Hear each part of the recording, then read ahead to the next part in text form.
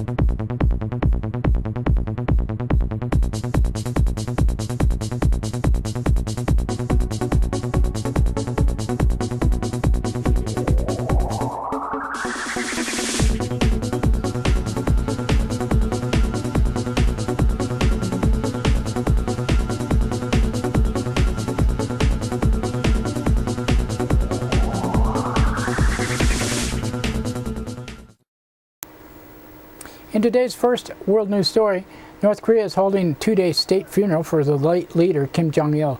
Jong-il's son and presumed successor Kim Jong-un led a military procession earlier yesterday through the capital, Pyongyang. And Iran is vowing to block a key passage for the world's oil supplies if the U.S. proceeds with its new economic sanctions. On Tuesday, a top Iranian official said Iran would close off the Strait of Hormuz if the United States fully implements the measure that would sanction Iran's oil exports, major source of Iranian government revenue. About one-fifth of the world's oil is said to pass through the strait. The sanctions are passed as part of a congressional measure targeting Iran for its alleged nuclear activities and now await President Obama's signature. And thousands of Syrians demonstrated in the flashpoint city of Homs on Wednesday amidst a visit by a team of observers with the Arab League. Observers are in Syria to assess the Syrian government's compliance with the Arab League plan to resolve Syria's political crisis, including the withdrawal of state forces and weapons from residential areas, the release of political prisoners, and establishment of dialogue between the government and the opposition. Syrian activists say 70,000 people turned out to march on the center of Homs but were dispersed by government forces. Meanwhile, Human Rights Watch says Syrian government forces have transferred hundreds of prisoners in Homs to military installations where the observers are barred. Activists also reported at least 35 people were killed in nationwide violence on Tuesday, 14 of them in Homs. In Egypt, trial of the former president Hosni Mubarak has resumed after a nearly two-month delay. Mubarak is facing charges of allegedly ordering the killing of protesters during the uprising against his regime. Sounds a little familiar there. White House has announced President Obama will ask lawmakers the $1.2 trillion increase in federal debt ceiling would mark the last increase under the bipartisan spending deal reached in August when the United States faced the prospect of a debt default. And Democratic Senator Ben Nelson of Nebraska has announced his plans to retire instead of seeking a re-election next year. Nelson served nearly 2 decades in Nebraska by fashioning himself as a centrist who maintained right-wing positions on a number of issues. His departure could threaten Democrats' Senate majority. Nelson is the only Democrat in Nebraska's 5-member congressional delegation.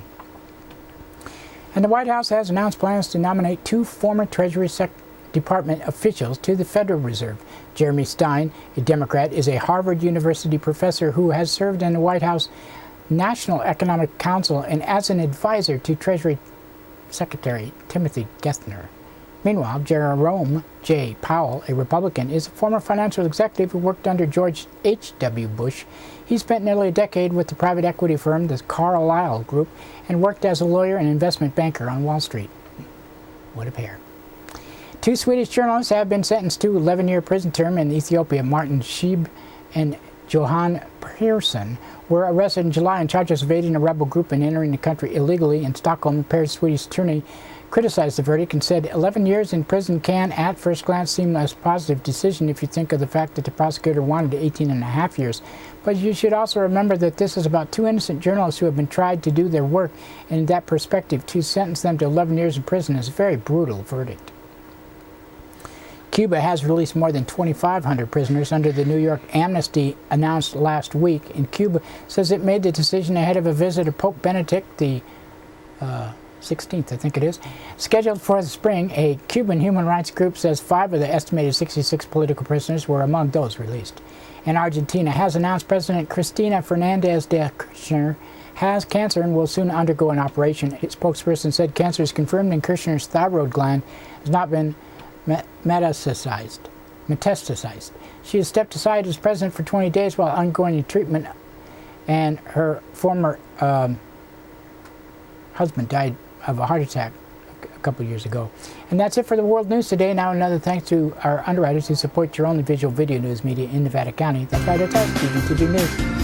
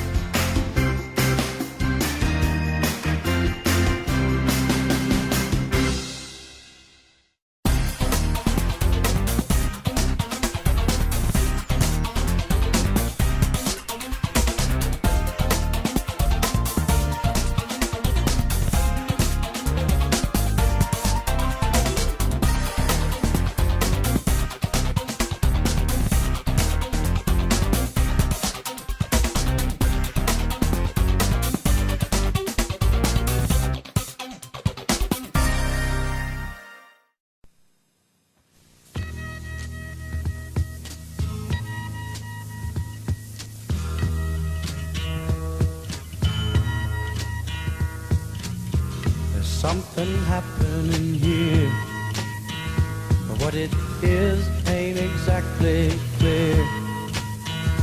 There's a man with a gun over there, telling me I got to beware.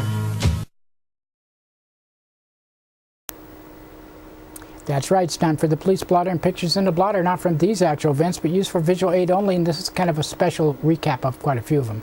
January 11th, 8:48, a woman reported she had been walking on Dorsey Drive when a person stopped and offered her $20 because she looked like she could use it.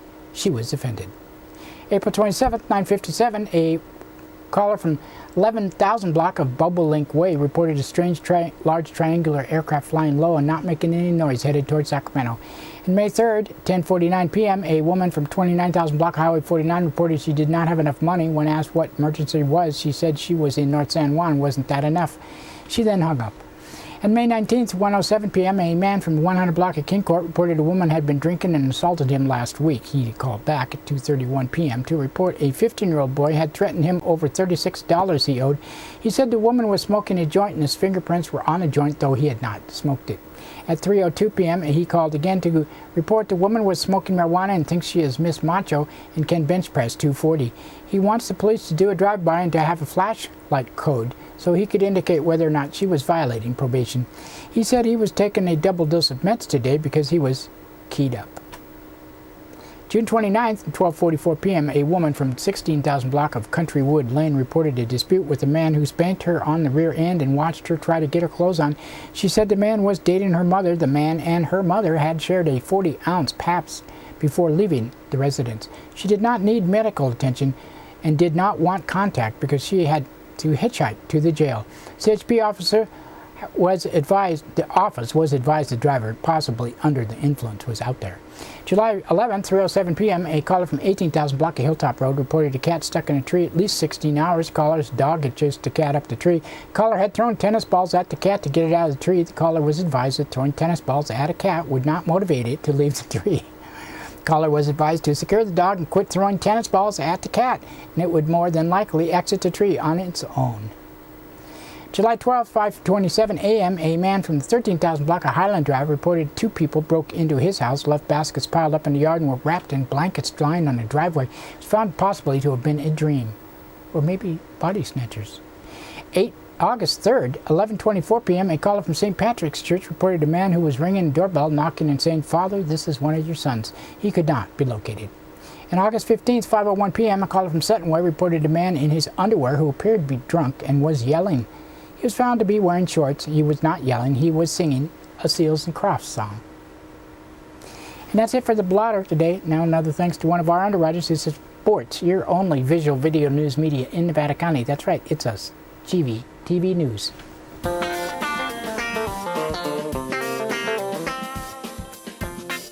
Soundcheck Music Center, the rock and roll connection.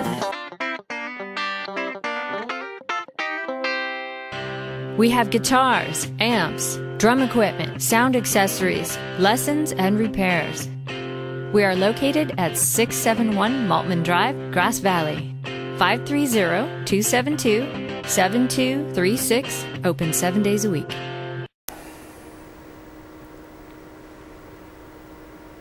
In today's local news headlines, random act of violence has stunned neighborhoods. This is a story special out of the Union. And Brown says it's getting support for a tax plan. And plight of homeless in the forefront in 2011. In our first story, we are doing a piece the Union printed on local violence this last year, written by Liz Keller. Two brutal random attacks by strangers in a quiet residential neighborhood, Rock, Nevada County in 2011. February, 30-year-old Cody Feeler reportedly went on a bizarre rampage through Alta Sierra before allegedly beating James Turner, 75, with a log. Turner was found unconscious the night of February 10th by a friend in Alta Sierra Airport, suffered from apparent head trauma. Investigators followed blood droplets to a woodpile, believed they found a log there used to strike Turner in the face and head. Feeler subsequently admitted injuring Turner, and blood-stained clothing was found at his residence, Nevada County Sheriff Keith Royal said at the time. Turner died 12 days later, and Feeler was subsequently charged with homicide, assault with a deadly weapon, and vandalism. Assault charge carried special allegations of great bodily injury caused to brain injury and injury to an elderly person. Feeler was judged not mentally competent to stand trial on June 23rd. Nevada County Superior Court Judge Candace Heidelberger committed him to Napa State Hospital. But by December, Feeler was back in Nevada County, and criminal proceedings have been reinstated. Wildwood Ridge attack rocked community. Two young men went on a three-county crime spree in April, carjacking a woman in Placer County before brutally beating a Wildwood Ridge man and ending up on a high-speed chase in Marysville. Jim Wright, 81, nearly died at the hands of a 22-year-old Dylan McMahon. McMahon was sentenced to 11 years and 4 months in Nevada County for his role in the spree that began with he and his co-defendant, John Cody Adrian, 19, stole a late model Honda Accord from a woman in Auburn April 18th before driving to Wildwood Ridge near Penn Valley. Two were planning a series of residential burglaries to get enough cash to make it to Reno, according to Assistant District Attorney Anna Ferguson, and went door to door in the community until Wright answered the door at his home. After a short conversation, McMahon left and grabbed something out of his trunk of the car and came back to the door brandishing a lug wrench. McMahon asked to come back in, and Wright refused, which was when McMahon attacked him with the wrench, hitting him repeatedly in the head. Wright suffered a number of cuts to his head, a fractured skull, fractured cheekbone, fractured right hand, and broken fingers. Yuba County sheriffs eventually arrested McMahon and Adrian after a high-speed chase that ended in Marysville. McMahon pleaded no contest to attempted murder, assault with a deadly weapon, first-degree residential burglary in the attack. Adrian pleaded guilty to being an accessory to residential burglary after the fact. In our next story, Governor Jerry Brown has said Tuesday he's working to win support from business and labor leaders to his plan to ask voters to raise income taxes on high-income earners and increase the state sales tax, despite competing initiatives with liberal groups that he says plan on hitting the people too hard. Democratic governor talked about his 2012 ballot proposal during an interview with reporters. He said the key to winning the $7 billion a year in additional revenue is persuading voters that it's necessary to stabilize the state's budget and that the leadership of California is behind it. He said voters reject the temporary tax increases. Cuts will be very, very drastic. They're going to be unpleasant anyway you look at it. California faces $3 billion mid-year revenue shortfall and is expected to face $10 billion deficit fiscal year that begins July 1st, resulting in $13 billion gap over the next 18 months. Brown will release his proposal for the next budget year by January 10th. He wants to raise income taxes on a sliding scale, starting with individuals who make more than $250,000 a year, and boost the statewide sales tax by half a cent. Higher taxes would expire in 2017. Liberal interest groups are circulating competing ballot initiatives that would impose even higher taxes on the rich and set aside money only for schools. Governor said he hopes to sway them to rally behind his plan, which he thinks strikes the right balance. Voters often reject initiatives when they are confused at when too many of the same type are on the ballot. Liberals don't like sales tax. More conservative people don't like keep raising their income tax, Brown said. But I think the next 4 or 5 years it's most likely to pass. It's reasonable, particularly with all the concerns about growing inequality. And also think about everybody has to be part of the solution. Brown said business leaders with whom he has spoken have voiced support, as have some wealthy political donors. I did find that in talking with very wealthy people, they don't get overly excited about increasing their taxes, with some exceptions, he said. I talked with Rob Reiner. He was very excited about paying more taxes, and I talked to a few others, but generally, they're more willing to tolerate it than embrace it. Reiner, a Democrat, is put his money behind previous ballot measures to raise money for schools and early childhood programs. At one time, he flirted with the idea of running for state's highest office and was vocal critic of former Republican Governor Arnold Schwarzenegger, the governor. California Republican Party Chair Tom Del Beccaro criticized the governor in a news release sent before Brown Tuesday's interview, saying that the governor had wasted his first year in office and lost credibility with voters. In particular, he criticized Brown's attempt to extend previous approved increase to the sales, income, and vehicle taxes. Those temporary increases were approved in 2009 but expired this year after Republicans refused to continue them. He threatens Californians with fiscal nightmare of draconian cuts to education and services if they don't adopt his poorly conceived and economically bad tax increases. He said Brown, dressed casually in a green sweater, took questions for nearly an hour from more than 20 reporters and photographers who crowded around the large wooden table at his Capitol office. He said despite the political gridlock in the Capitol and the state's annual budget deficits, he is enjoying the intellectual rigor of the job. So far, it's pretty exhilarating. I mean, I can't tell you how much I like being governor of California, Brown said. I was telling my wife the other day, I like being married, I like living in my house, I like being in Oakland, I like coming to Sacramento to do whatever I have to do here. So whatever you write or what they do here in the Capitals, I'm still going to enjoy it, and I will continue at it. At one point, Governor's Welsh Corgi Sutter, who also roams the spacious offices where Brown and his staff work, let out a bark from another room as the governor fielded questions. While Republican critics say the governor squandered his first year, Brown noted that he vetoed a budget he did not find credible, forced deep cuts to state programs, and he's trying to close all the parks. Well, that's doing something, I guess. He also spearheaded a realignment of services from the state level to counties, including change in sending thousands of nonviolent offenders to county jails. Oh, that's nice. Instead of state prisons. He also shifted responsibility for medical care for the elderly and other social programs to counties that don't have any money to pay him. Provision of his tax proposal would permanently shift money from the state budget to the counties to help pay for those ongoing costs. Brown also offered his view on a host of other issues facing state leaders. $98 billion proposal for a high-speed rail line through the state. I believe California is a leader. It's a leader of energy. It's a leader of medical research. It's a leader of venture capital. And I'd like to see it be the leader of high-speed rail. I'm not a declinist that thinks California is in decline. On whether he would support pulling the $11 billion water bond off the November ballot, I'm open to anything that makes sense, and big bond measures are difficult at this point in time, particularly when the ballot will be crowded. I'll take a look at that, but I don't want to prejudge the water policy, Brown said. He will have a comprehensive water policy proposal in 2012. On education reform, Brown said he will convene a panel of thoughtful people in education with a broad spectrum of views to discuss how to fix California schools given the state's limited money. While I want to make things better, I don't want to fall into the trap of reform for the sake of reform. Education is hard sledding. That's not a quick fix here. On broader tax reform, the people who say that services and obviously are something people ought to look at, but then you look at, do you want tax cell phones, and Pilates classes, you get a very resounding response. On his expectations for the negotiations with the GOP lawmakers who last spring rejected his proposal to ask voters to raise taxes. I don't know exactly when I started how the Republicans would respond. I did think that asking voters to vote on a tax was profoundly different than raising a tax. It turns out that the two notions are conflated in the Republican mind, so they cannot vote for that. And then, story written by Christopher Rosacker of the Union, Old Man Winter visited Nevada County with a vengeance in late February, dropping an estimated 3 feet of snow, in some parts of pounding overnight temperatures into the lower 20s. I have a homeless in my house, that's what you hear in the background. When the sun rose on Sunday, February 27th, 51-year-old William Billy Kelly was dead. His frozen body was found along the Miners Trail under Broad Street Bridge in Nevada City. A descendant of the last Maidu chief, Kelly's death brought the plight of the homeless to the forefront. There are at least 500 homeless people in the county, according to the Hospitality House Executive Director Cindy Maple, whose agency provides services and shelter for many of them. It gets more challenging every year because the struggles are more pronounced with the economy, housing, and employment. Adding that more people are staying homeless longer, we've seen more people fall into the homelessness who normally wouldn't. Awareness is absolutely growing. There is a lot of focus on homelessness right now. People are very compassionate and are very concerned. And even a homeless cat like mine is hungry and meowing. Shortly after Kelly's death, another severe snowstorm struck in March. Nevada City responded by opening a warming shelter for 2 days and an estimated combined cost of $2,000 in various organizations involved.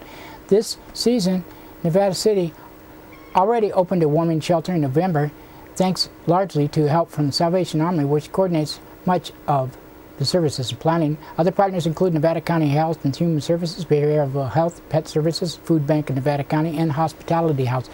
Homeless advocacy Divine Spark Group also offers services to Nevada City and helps 5 local business owners. Divine Spark hands out 250 vouchers a week at a cost of about $5,000 per month, and that exchange for food. Divine Spark founder Thomas Streicher turned to the business owners after the collapse of his homeless feeding center housing in Nevada City's Veterans Hall on Pine Street, where he fed between 30 to 60 homeless people 5 days a week for a cost of about $3,000 per month, according to his estimates.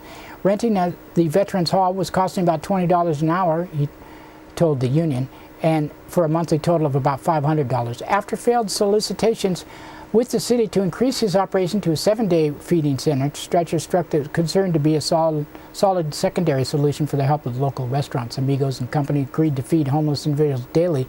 With this agreement seemingly secured, Stretcher gave his 2-week notice to vacate to terminate his lease at the Veterans Hall.